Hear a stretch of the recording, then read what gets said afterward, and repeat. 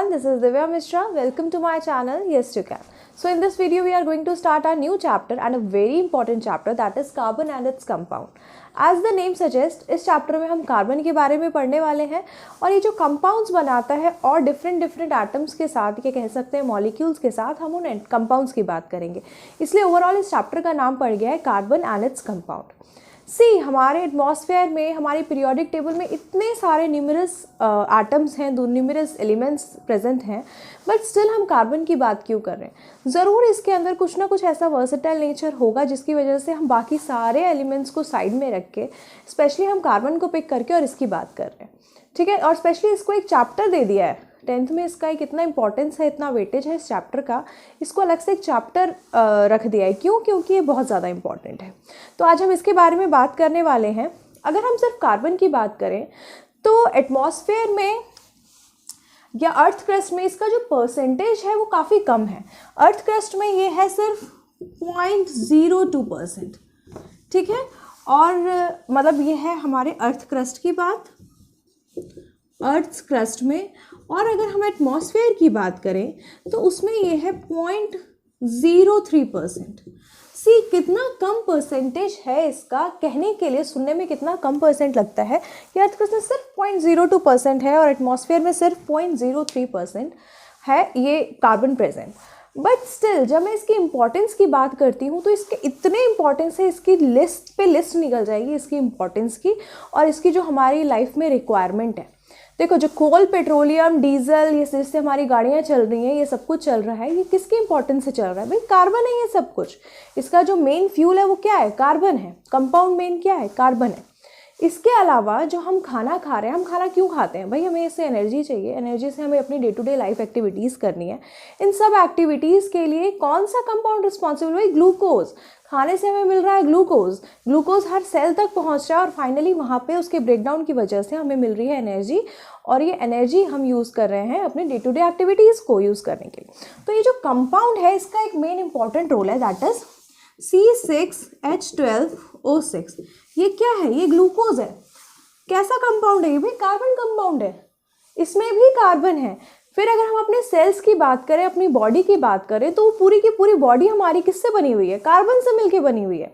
हमारी बॉडी का हर एक सेल कार्बन से मिलके बना हुआ है. हमारी बॉडी में कार्बन की इतनी रिक्वायरमेंट्स है.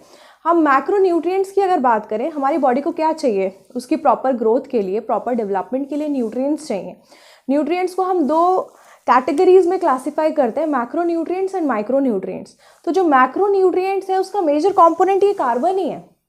ठीक है, इसके अलावा अगर मैं बात करूं आपके लिपिड्स की, फैट्स की, प्रोटीन्स की, कार्बोहाइड्रेट्स, ये सब का जो कंपोनेंट है वो क्या है? भाई कार्बन है.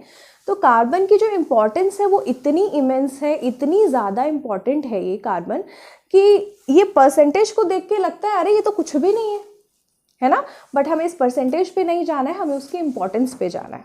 ठीक है, तो अब हम बात करते हैं कि इतने सारे एलिमेंट्स में से हमारा ये कंपाउंड कार्बन, ये जो हमारा कंपाउंड है, एलिमेंट है कार्बन, कंपाउंड नहीं बोलेंगे, एलिमेंट कार्बन है, ये एक्चुअली में पीरियोडिक टेबल में लाई कहाँ करता है?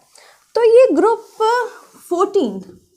14th ग्रुप के सबसे टॉप में ये कार्बन कंपाउंड, कार्बन एलिमेंट हमारा लाई करता है. ठीक है, और अगर हम इसकी बाकी प्रॉपर्टीज़ की बात करें तो इसका जो एटॉमिक नंबर है, एटॉमिक नंबर को हम Z से डिनोट करते हैं, वो है 6. इसका एटॉमिक मास होता है 12.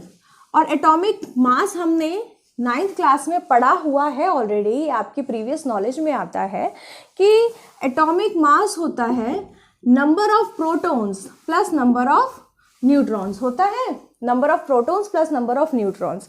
तो एटॉमिक मास हमें पता है क्या है? 12.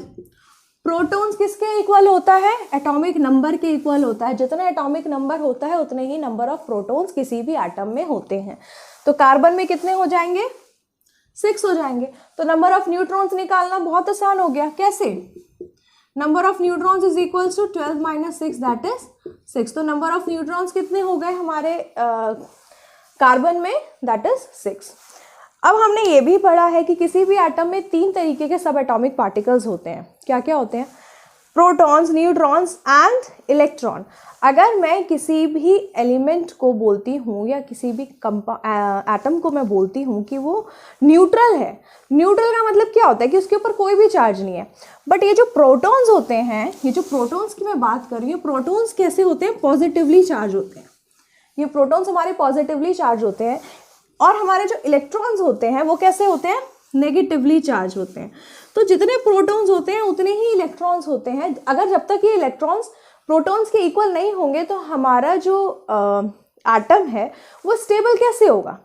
उसको अगर न्यूट्रल मुझे बनाना है तो न्यूट्रल बनाने के लिए मुझे जितने प्रोटॉन, जितने पॉजिटिव चार्ज पार्टिकल्स मेरे पास हैं उतने मेरे पास नेगेटिवली चार्ज पार्टिकल्स भी होने चाहिए।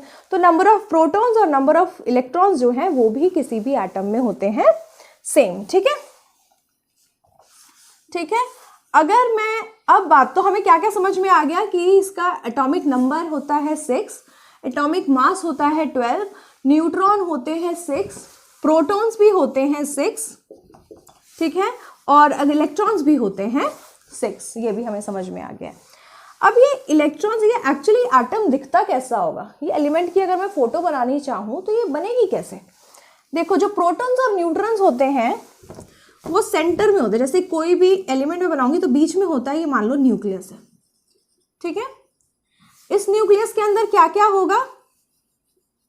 इस न्यूक्लियस के अंदर होंगे प्रोटॉन्स और होंगे न्यूट्रॉन्स। अब ये इलेक्ट्रॉन्स कहाँ होते हैं? ये इलेक्ट्रॉन्स किसी भी न्यूक्लियस के आसपास डिस्क्रीट शेल्स में प्रेजेंट होते हैं, ठीक है। वो होते हैं डिस्क्रीट शेल्स में, जैसे कि ये इस तरीके के शेल्स बने होंगे, ठीक है। इस तरीके के शेल्स होते हैं और इन शेल्स में हमारे इलेक्ट्रॉन्स प्रेजेंट होते हैं। अब इन शेल्स पे डिपेंड करेगा कि कौन सा शेल कितने इलेक्ट्रॉन्स को होल्ड कर सकता है, या कह सकते हैं कि एकोमोडेट कर सकता है। जो न्यूक्लियस के सबसे पहला वाला शेल होता है उसको हम बोलते हैं के शेल, के शेल, ओके। फिर एल शेल, फिर ये एम शेल, फिर ऐसे ऐसे करके सो ऑन बढ़ते रहते हैं, ठीक है। सबसे पहला जो सबसे नियरेस्ट होगा न्यूक्लियस के उसको हम बोलेंगे के शेल। के शेल की कैपेसिटी होती है कि वो 2 इलेक्ट्रॉन्स को होल्ड कर सकता है। कितने इलेक्ट्रॉन्स को? 2 इलेक्ट्रॉन्स को वो होल्ड कर सकता है। अगर उसके पास 1 इलेक्ट्रॉन है तो वो अनस्टेबल है, ठीक है। अगर उसके पास 2 इलेक्ट्रॉन हो गए तो वो स्टेबल हो गया, ठीक है। उसको फिर ज़रूरत नहीं है किसी चीज़ की। जब तक कोई भी, देखो, अगर कोई भी, जैसे आज आप पढ़ाई कर रहे हो, क्यों कर रहे हो? क्योंकि आपको स्टेबिलिटी अटेन करनी है, ठीक है। एक टाइम आएगा, एक पॉइंट ऑफ टाइम आएगा कि आपको अपनी लाइफ में स्टेबिलिटी अटेन होगी। क्यों? क्योंकि आपने जो पढ़ाई की है वो आपको ओवरऑल उससे आपको बेनिफिट मिलने वाला है। तो हर कोई चाहता है कि हम अपनी लाइफ में स्टेबल हों। तो वैसे ही हर एक एलिमेंट भी चाहता है कि मैं स्टेबल हो जाऊं और एक स्टेबिलिटी अटेन कर लूं, ताकि मुझे कोई टेंशन ना रहे किससे क्या करना है, रिएक्ट करना है, मुझे किसी से कोई मतलब नहीं है, ठीक है। उसको भी स्टेबिलिटी अटेन करनी होती है। तो ये शेल्स चाहते हैं, देखो हर शेल की अपनी एक कैपेसिटी है। जैसे कि के शेल की कैपेसिटी है 2 इलेक्ट्रॉन्स को होल्ड करने की, एल को है 8, देन इसके बाद 18। तो सबकी कैपेसिटी है उन इलेक्ट्रॉन्स को होल्ड करने की। अगर इतने ही नंबर ऑफ इलेक्ट्रॉन्स आ जाते हैं, जैसे एल शेल में 8 इलेक्ट्रॉन्स आ गए, तो वो उसकी जो कॉन्फ़िगरेशन होगी, उसकी जो कैपेसिटी अगर वो कंप्लीट हो गई तो वो हो जाएगा एलिमेंट स्टेबल, ठीक है। बट अनटिल अनलेस उसके पास उतने नंबर ऑफ इलेक्ट्रॉन्स नहीं आए हैं तब तक वो एलिमेंट हो जाता है अनस्टेबल। कार्बन का एटॉमिक नंबर होता है 6, इलेक्ट्रॉनिक कॉन्फ़िगरेशन इसकी होगी 2 and 4। तो सबसे पहले आएगा न्यूक्लियस। न्यूक्लियस के बाहर वाले शेल में होंगे 2 इलेक्ट्रॉन्स, तो 2 इलेक्ट्रॉन्स हम बना देते हैं। इसके नेक्स्ट शेल में होंगे हमारे पास 4 इलेक्ट्रॉन्स, तो 4 इलेक्ट्रॉन्स बना देंगे, ठीक है। अब हमारा एटम, हमारा जो कार्बन है वो चाहता है कि वो स्टेबल हो। तो अब स्टेबिलिटी अटेन करने के लिए क्या है, ऑक्टेट रूल क्या कहता है कि किसी भी शेल में जो उसका आउटर मोस्ट शेल होता है वो स्टेबल होने के लिए उसके पास उसका ऑक्टेट कंप्लीट होना चाहिए। उसके आउटर मोस्ट शेल में 8 इलेक्ट्रॉन्स होने चाहिए, या फिर अंदर वाला हो तो डबल इलेक्ट्रॉन्स होने चाहिए उस वाले शेल में। जैसे या तो इसका ड्यूप्लेट कंप्लीट हो जाए के शेल का, या तो एल शेल का हो जाए, वहाँ पे 8 इलेक्ट्रॉन्स हो जाए, तो वो एलिमेंट हो जाता है स्टेबल, ठीक है। बट यहाँ पे हमारे पास क्या क्या चीज़ें नहीं हैं। हम कह सकते हैं या तो ये 4 इलेक्ट्रॉन्स को दे दे, ठीक है, या तो ये 4 इलेक्ट्रॉन्स को किसी को दे दे, ठीक है। दे देगा तो आउटर मोस्ट शेल हो जाएगी ये K शेल और वहाँ पे होंगे 2 इलेक्ट्रॉन्स जो कि स्टेबल हो जाएगी, मतलब हमारा कार्बन स्टेबल हो जाएगा। या फिर हम 4 इलेक्ट्रॉन्स कहीं से इसको ला के दे दें, तो यहाँ पे आउटर मोस्ट शेल में हो जाएंगे 8 इलेक्ट्रॉन्स। जब ये 4 इलेक्ट्रॉन्स किसी को दे देगा, किसी को देना मतलब चैरिटी, चैरिटी मतलब ये बात हो गई अच्छी, तो उसके पास आ जाता है पॉजिटिव चार्ज।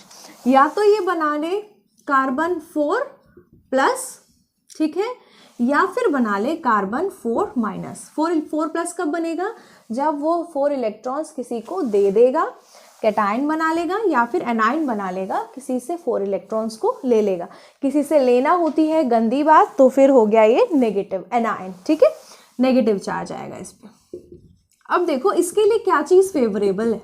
देखो 4 इलेक्ट्रॉन्स देने में, 4 इलेक्ट्रॉन्स को चैरिटी करने के लिए उसके पास इतनी एनर्जी नहीं है कि वो 4 इलेक्ट्रॉन्स उठा के आप दे देगा, ठीक है, क्योंकि देखो ये छोटा सा एलिमेंट है, छोटा सा एटम है, कार्बन बहुत छोटा सा। देखो 2 शेल्स हैं इसके पास, 2 और 4, उसमें भी जो 4 आउटर मोस्ट शेल में वो भी अगर दे दोगे तो क्या ही बच जाएगा इसके पास। तो इसके पास इतनी एनर्जी नहीं होती है कि ये 4 इलेक्ट्रॉन्स किसी को दे देगा। बात रही, मतलब ये वाली कंडीशन हो गई नो, नॉट पॉसिबल। अब है कि 4 इलेक्ट्रॉन्स किसी से ले ले, तो इसके जो पास जो न्यूट्रॉन है, न्यूक्लियस के पास इतनी पावर नहीं होती कि वो और 4 इलेक्ट्रॉन्स को होल्ड करे, ठीक है, इतनी एनर्जी उसके पास नहीं होती है। ना उसके पास इतनी एनर्जी है कि वो 4 इलेक्ट्रॉन्स दे दे, ना उसके पास इतनी एनर्जी है कि वो किसी से 4 इलेक्ट्रॉन्स लेके और उसे होल्ड करके रहे, ठीक है। तो क्योंकि इसका न्यूक्लियस बहुत छोटा है, उसके पास इतनी एनर्जी नहीं है कि वो इन सबको होल्ड करके अपने पास रख सकेगा। तो इसके पास क्या ऑप्शन बचे? ना वो इलेक्ट्रॉन्स दे सकता है, ना वो इलेक्ट्रॉन्स ले सकता है। तो इसके पास अब क्या ऑप्शन? भाई स्टेबल तो होना है, ठीक है। तो ये क्या करता है? ये करता है और एटम्स के साथ और मॉलिक्यूल्स के साथ, किन्हीं और एलिमेंट्स के साथ क्या करता है? शेयरिंग। ये कहता है भाई ना मैं तुम्हें कंप्लीटली इलेक्ट्रॉन्स अपने 4 दे सकता हूँ, ना मैं कंप्लीटली 4 इलेक्ट्रॉन्स तुमसे ले सकता हूँ। तो एक काम करते हैं भाई, शेयरिंग कर लेते हैं, ना तुम्हारी ना मेरी, ठीक है। तो ये क्या करता है? शेयरिंग करता है।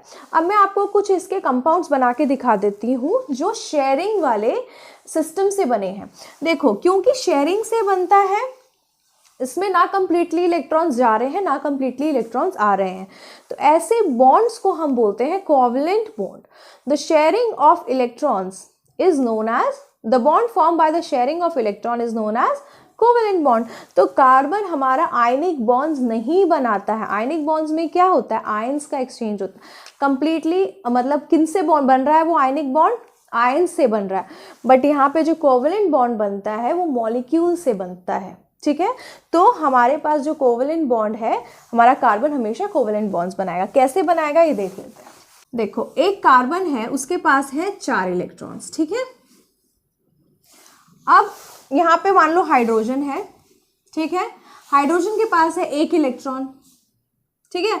ये 1 इलेक्ट्रॉन सोचता है कि भाई मेरे पास 1 इलेक्ट्रॉन है, मुझे स्टेबिलिटी अटेन करनी, मुझे कहीं से 1 इलेक्ट्रॉन मिल जाता। तो दूसरा हाइड्रोजन बोलता है कि भाई मेरे पास भी 1 इलेक्ट्रॉन है, मुझे भी कहीं से कोई 1 इलेक्ट्रॉन मिल जाता तो मैं भी स्टेबल हो जाता। ये बोलता है भाई तू मुझे दे दे इलेक्ट्रॉन, बोलता है नहीं मैं क्यों दूं भाई, तू मुझे दे दे, ज़्यादा अच्छा तू है तो तू मुझे दे दे, बट वो भी मना कर देता है। तो ये लोग आपस में डिसाइड करते हैं कि भाई हम दोनों शेयरिंग कर लेते हैं, चल ना तेरी ना मेरी। तो ऐसे बॉन्ड्स को हम बोलते हैं कोवैलेंट बॉन्ड, जो शेयरिंग से बनते हैं। इसमें कंप्लीटली ट्रांसफर इलेक्ट्रॉन्स का नहीं होता है। तो ये जब एक पेयर शेयर होता है इलेक्ट्रॉन का, देखो जैसे एक पेयर शेयर हो रहा है, तो इसीलिए हाइड्रोजन के बीच में इस तरीके का बॉन्ड बन गया, ठीक है। अब देखो वैसे ही यहाँ पे देख लेते हैं, ऐसे हाइड्रोजन को चाहिए 1, कार्बन को भी चाहिए, तो ऐसे ऐसे 4 हाइड्रोजन मिलके क्या करेंगे? देखो हाइड्रोजन को चाहिए 1 इलेक्ट्रॉन, तो कहता है कार्बन चल तू मेरे से ले ले, तो यहाँ पे ये बन जाता है, ठीक है। वैसे यहाँ पे भी बन जाता है, इस तरीके से भी बन जाता है, यहाँ पे सारे हाइड्रोजन्स का क्या हो गया? ड्यूप्लेट कंप्लीट हो गया। हाइड्रोजन के पास 1 इलेक्ट्रॉन था आउटर मोस्ट शेल में, उसे कंप्लीट करने के लिए 1 इलेक्ट्रॉन और चाहिए था, तो उसने अपना ड्यूप्लेट कंप्लीट करने के लिए किससे शेयरिंग कर ली? कार्बन से। 4 हाइड्रोजन ने 1 कार्बन के साथ शेयरिंग कर ली, ठीक है। अब हाइड्रोजन कह रहा है भाई सारे हाइड्रोजन्स तो कंप्लीट हो गए, सारे हाइड्रोजन्स को फायदा हो गया, मुझे भी तो फायदा चाहिए। तो ये क्या करता है? इनके साथ जो शेयरिंग की थी उसको खुद भी यूज कर लेता है। देखो इसके पास कितने इलेक्ट्रॉन्स हो गए? 8 इलेक्ट्रॉन्स। 1 1 2 3 4 5 6 7 8, कार्बन का हो गया ऑक्टेट कंप्लीट, और हाइड्रोजन का हो गया देखो 1 2 1 2 1 2 1 2, ड्यूप्लेट कंप्लीट। तो किस तरीके का स्ट्रक्चर बनेगा देखो इसका,